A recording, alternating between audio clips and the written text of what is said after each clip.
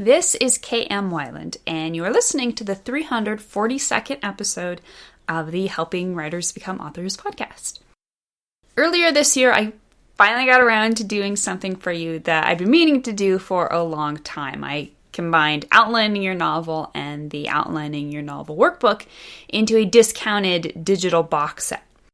Well, now I'm happy to announce that I've also finally gotten around to doing the same for Structuring Your Novel and the Structuring Your Novel workbook. The two books were always designed to be used hand in hand, with the workbook providing questions and exercises to help you put the principles in the main book into practice in brainstorming and perfecting your story structure. As such, they were ripe for a box set. So if you haven't already read Structuring Your Novel and would like to, you can now grab the digital version of both the book and the workbook in this discounted bundle with over 500 pages of step-by-step guidance. These two individual books have 340 plus 5-star reviews on Amazon and have helped literally thousands of authors write better books. They will teach you the secret to creating consistently good stories, show you how to spot and fix story problems before you start writing the first draft, and help you take your writing to the next level. So if you're interested, you can find the box set in the store on my website, look in the top toolbar, or on Amazon, Barnes & Noble, and related retail sites. The latest post on my blog is how to write the perfect plot. Your story's plot is more than just a string of events. So learn how to write the perfect plot for your story by crafting it into a meaningful whole. Find out how on my site at helpingwritersbecomeauthors.com. And now I hope you enjoyed this week's podcast entitled Most Common Writing Mistakes, Part 51, One-Dimensional Characters. The most magical moment in writing is when you sit down with a new batch of characters, turn them loose on the page, and they come to life. They spring up from that flat, white expanse of page, and they're real, they're dimensional, they're organic, they're compelling and interesting and wonderful. Except, of course, for when they're not. Sometimes the magic doesn't work out like that right off the bat. Sometimes you sit down, start typing, and what comes clunking onto the page are one-dimensional characters who are just going through the motions of the story. The term dimension gets thrown around a lot among writers. We hear it and nod our heads sagely. Oh yes, we must have three-dimensional characters. One-dimensional characters are so dreadful. Honestly, it's kind of a vague concept. One-dimensional characters is really just code for bad characters. But saying a character isn't well written doesn't do much to help you know how to write a better character. But good news, that's what we're going to talk about today. But first, let's be clear here. In our discussion of dimensional characters, it isn't so much the dimension that's important, but rather that there's more than one dimension. Why? Because any one dimension by itself exists in a vacuum. It's like seeing the Spirit of St. Louis in the Smithsonian. Sure, it's cool, but without the man inside it, it's really just a tin can on wires. Same goes for your character's traits. You can dream up all kinds of interesting personality traits, backstory motivations, physical quirks, but any one of them by itself will fail to present a fascinating and layered portrayal of your character. It's obvious when an author wrote a detailed character interview in which he came up with a handful of character traits to define his characters. The problem is that that's as far as the character development got. The author repeats these characters' defining traits over and over, but he never goes any deeper, and the result is a cast of characters who are no more than the sum of their parts. For example, see what happens when we reduce the following famous characters down to one or two salient features. What if the most notable detail about Frodo were his hairy feet? What if everyone referred to Black Widow as that red-headed chick, just so we wouldn't forget her most striking feature was, her wig? What if Jane Austen told us every other chapter that Elizabeth was pretty, but not as pretty as Jane? What if Quoth was always drawing attention to the lute-playing calluses on his fingertips? Or what if Hermione couldn't stop talking about her dad, the dentist? These traits are important, but the authors knew better than to reduce their characters to nothing more than the sum total of these singular aspects by resting too much narrative weight upon them.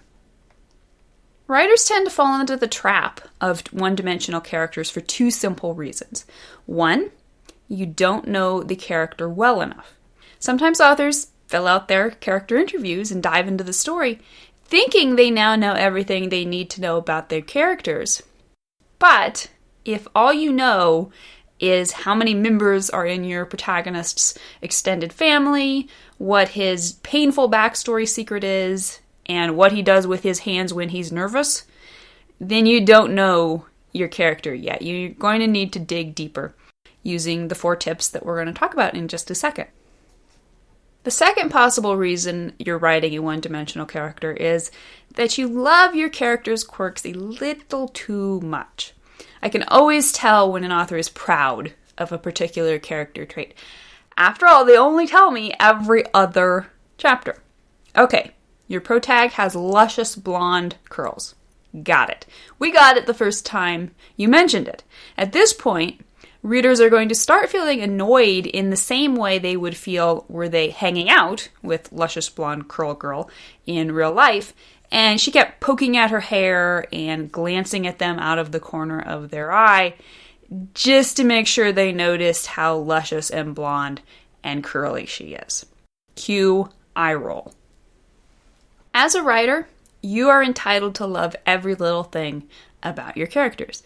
But you must also be aware readers won't share your enthusiasm for the little quirks. They're there for the story, and they're not going to appreciate what is basically the literary equivalent of you gushing over your characters on every page.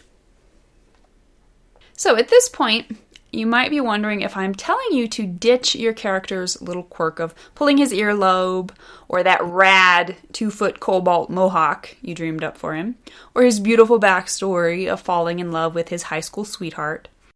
Not at all. These things are all great details you can use to bring your characters to life and to add dimensions.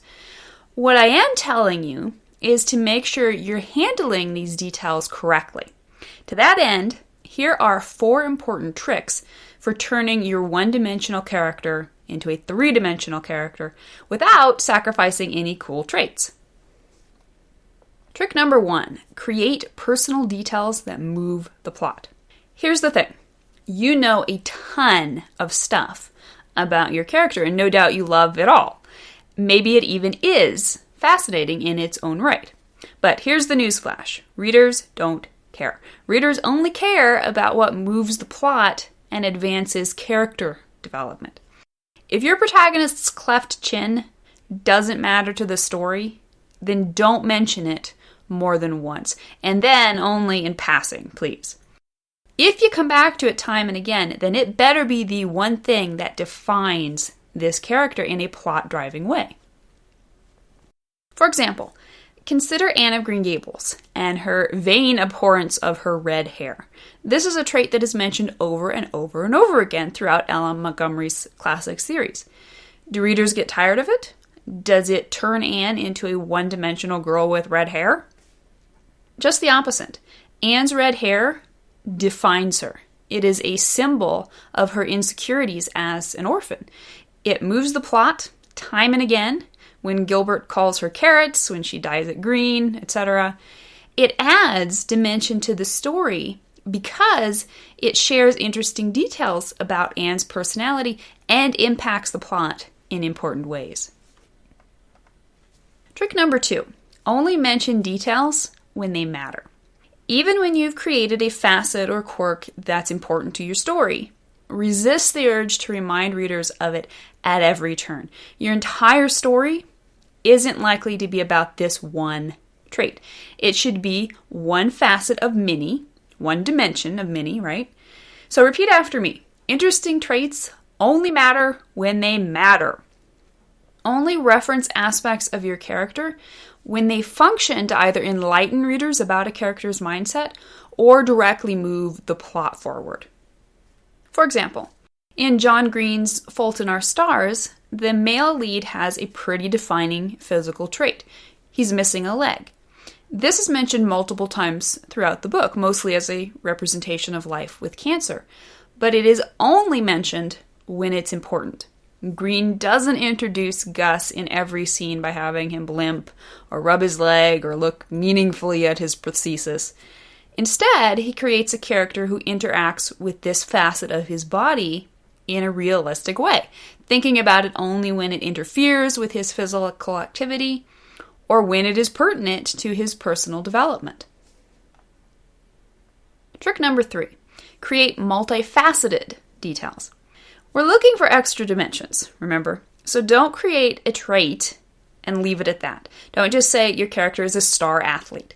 Mine that little detail for interesting insights into her character. Why does she play sports? To please her parents? To prove her self-worth?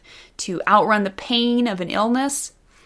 When you create a quote-unquote good trait, look for the bad in it, and vice versa. Always search out the subtext. What happens when your character's greatest strength just happens to be her greatest weakness as well? In truth, this is the heart of all great character arcs, this inner conflict between two important traits or beliefs that are each trying to gain supremacy in the character's life. For every force in your character's life, create an opposing force.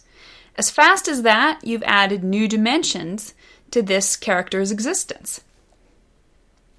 For example, Tony Stark's seemingly vast intelligence and confidence is constantly undermined by his equally deep insecurities and immaturity. He remains one of the most loved characters in the Marvel Universe because of his complexities. No trait lives in a vacuum. Every trait has its opposing force. He's a rude jerk, but also charming and charismatic. He's deeply loyal, but also irrepressibly undependable. He's recklessly brave, but also enslaved to his own fears. His traits aren't just traits. Because they were explored in full, they became the whole story. And trick number 4, avoid on-the-nose details. Execution is everything. You can check all 3 of the above steps off your list, but the most important still remains. You must present your character's interesting traits with artistry and subtlety.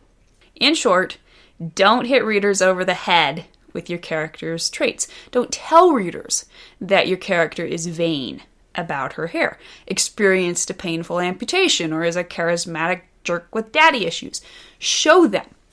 So if you're not sure if you've accomplished this or not, here's an easy test. Go through your manuscript and look for any instance where you outright mention your character's prominent traits. For example, Emily had a nose ring. Now, delete them. What happened? Ask yourself 2 questions. 1, is the character's trait still clear thanks to other instances where you've shown it in action? If so, then you almost certainly don't need those places where you also tell readers about it. Number 2, does the story still make perfect sense? If so, then you probably didn't even need to bring up this particular trait in the first place. For example, every single one of the examples I've referenced previously show you how to do this right. If you want an example of how to do it wrong, then just think back to our good pal with the luscious blonde curls. This is an incredibly important aspect of your story. You can ace just about everything else, but if your characters are coming across as one-dimensional due to an overemphasis on certain traits, then everything else will suffer. Take a look at your story and make sure you're sharing your character's important traits with readers in a way that will make readers love those traits just as much as you do. Thank you for listening to the Wordplay Podcast. To read a transcript of this episode, you can visit my website at helpingwritersbecomeauthors.com. And be sure to check back again next week.